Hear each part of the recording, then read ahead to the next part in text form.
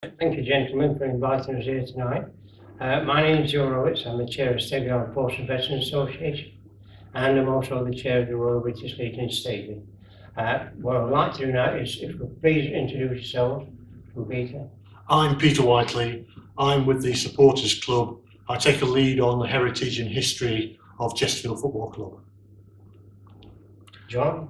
I'm John Crew, chairman of Chesterfield Supporters Club. I'm Ian Browse on the Chesterfield Supporters Club. And I'm James Needham, and I designed the project. Right. One of the questions I'd like to ask you is, when did you first hear the project? Or when did it first come to you? Is it needed to be a project? Any of you put forward an idea on that one? Yeah, I think from my point of view, it's really come because people want it. I think that's probably the facts of the matter. Supporters contact us on a reasonably regular basis to ask if ashes of family members that have been supporters could be put on the pitch, and like most clubs, it's been tradition that's been done for many years, but nowadays in modern times less so. And we felt that, and still feel that, we want to do something for the supporters. And family members said, well, actually, what about a memorial garden? And we thought that's a great idea. And a natural progression from that was to have the fallen players from the two world wars be represented also in any memorial that we do. I think that came a little bit later. We always wanted a garden, but then when you look every year at Remembrance Sunday and you look at the fallen in those wars and realise that there were players and officials, 14 players and a manager that gave their lives from the football club, it seemed an obvious thing to incorporate that somewhere into the memorial garden. And I think James was able to do that. Well, I got involved first when I spotted an advert in the programme asking for any help on the project. And looking at the advert, it seemed quite an intriguing kind of project to build a kind of memorial garden for fans, as it was at the time, and later fallen players and managers. And I thought that, it was something I wanted to get involved in, and something I felt I could come up with a worthy design that would kind of help people commemorate loved ones and also remember the kind of past fallen members of Chesterfield FC. Yes, when it was first brought up at committee meeting, I think that's when we decided to put the advert in the programme to see if anybody was interested. And of course, as James said, he contacted me. And I think when we gave him roughly what we wanted, he did come up with a really splendid design. And over the months, it did get tweaked a little bit, but generally it stayed more or less the same. And hopefully, with a builder soon to be on board, and we can apply for planning permission, then the project will be able to go ahead. Was there a certain time that any of you felt that you wanted to get involved in this? Well, can you remember any time, definite? Yeah, well, I think as soon as it was brought up by John, I think everybody really thought it was a really good idea, because Supporters Club has done small projects, but this really big one to get his teeth into, and we thought it was a really good idea. Obviously it was a bit frightening what the cost would be, and we proved that with his first estimate, but we've got a lower estimate, but we've just got to see the builder again just to make sure everything's okay before we give him the go-ahead. Well, I'll say, I think there was also the idea we would do it when we moved down to the new stadium, but I must say I thought that perhaps it would just be a few flowers, a bit like some of the other gardens at other stadia where a bench and a few flowers and there you can put your ashes down. It's only when James came on board and we started to do it as a proper project we suddenly realised this is a big undertaking and it could be something really to be proud of if we do get it right. I think Pete's right, really. I think the whole of North Derbyshire is proud of the new stadium that we moved into in 2010, and we just feel that actually this would be a great way to say the stadium project is complete. Yeah, thank you. There's one thing. There may be cynics out there who don't believe this is the right thing to go around the football stadium, to be presented here. How do you feel about that? Well, I will say that now that the trust has moved in here as well, we've got people literally from cradle to grave, because we've got babies coming into the play centre. We've got fans of all ages, both within the stadium now and inside the hub, and as fans.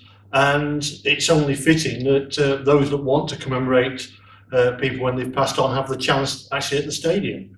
We already have wakes here, and we've had funeral corteges drive around the stadium. So I think it's the perfect place. If this was part of your life, then this is a place that to be remembered. And I think the same goes for the soldiers and airmen that were part of this football club, and we can have a marker there outside the stadium that actually commemorates them. I think Chesterfield Football Club is 3rd or 4th oldest football club in the world. It's very much part of the fabric of North Derbyshire, having been here from the late 19th century. And I think that that's probably a key factor. We are a very community-minded club, and that is also reflected both in the fans that have passed on and the military personnel that have passed on, from First World War, Second World War, or more recently Afghanistan. You had anything, Johnny? Well, I think, like you said, that anybody was cynical. I've not really heard anybody be cynical about it. We've obviously, like I said, got a couple of ladies who've got husband's ashes at home in urns waiting for this garden. And then, as I said, there's some what was rescued from Saltergate at a family's request, which are all the same family, and they're waiting to be relayed into this new garden. And I think the sooner we get it done, the better. James? Well, I mean, all football clubs are kind of central to people's lives. But I think what's special about Chesterfield is the community focus of it is very strong. I mean, in the past, the Community Trust has built like stadium roofs and facilities for the club. So it's always been kind of a club that's been very strongly linked to the community.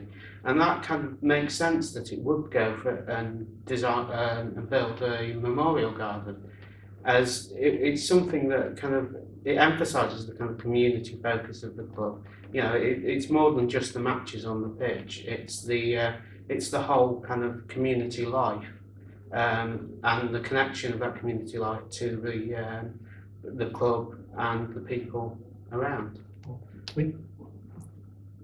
With that obvious agreement, what you're saying, do you think that the spy rights may influence other clubs to come up with the same or similar projects as this? And do you think it's a worthwhile project for other clubs to take up? You'd like to have a word on that, James? Yes, I think it is. It's a good thing for all clubs. I mean, there's lots of people, as I say, dedicate their lives to football clubs and want that to be remembered when they die.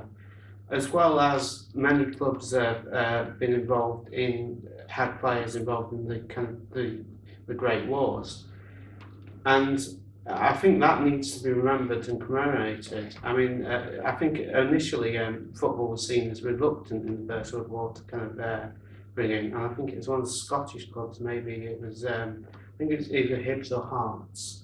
I can't remember, but the whole team signed up and fought for the country, and that later brought on other clubs also kind of doing the same and or having members. I mean, Chesterfield obviously lost a few former players as well and managers fighting for the country. So I think it's important to remember that not just football's role, but show that everyone was involved in these kind of wars, and no one was kind of left unscathed. And as football clubs are the centre of the community, they're a good place to remember that.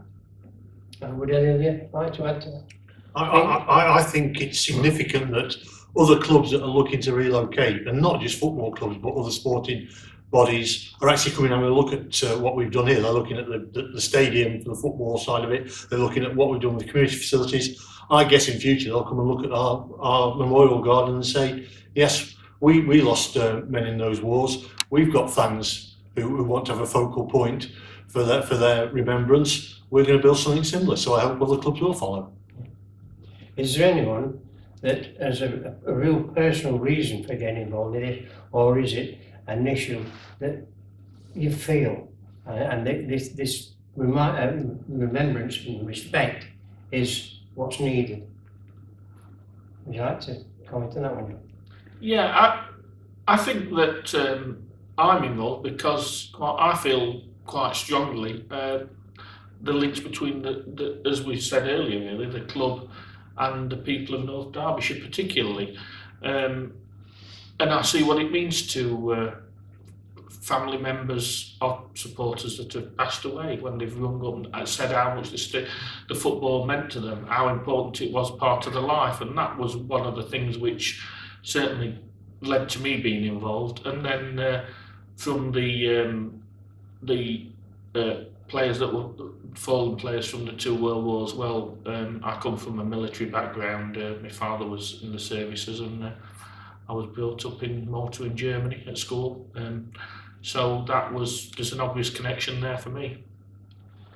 Well, again, as John said, I think the supporters, particularly the families of supporters who passed away, I mean, we found when we had these bricks, when the stadium was built, when they sold the brick for the wall, there's quite a few there had the names put on to remember people who'd supported the club.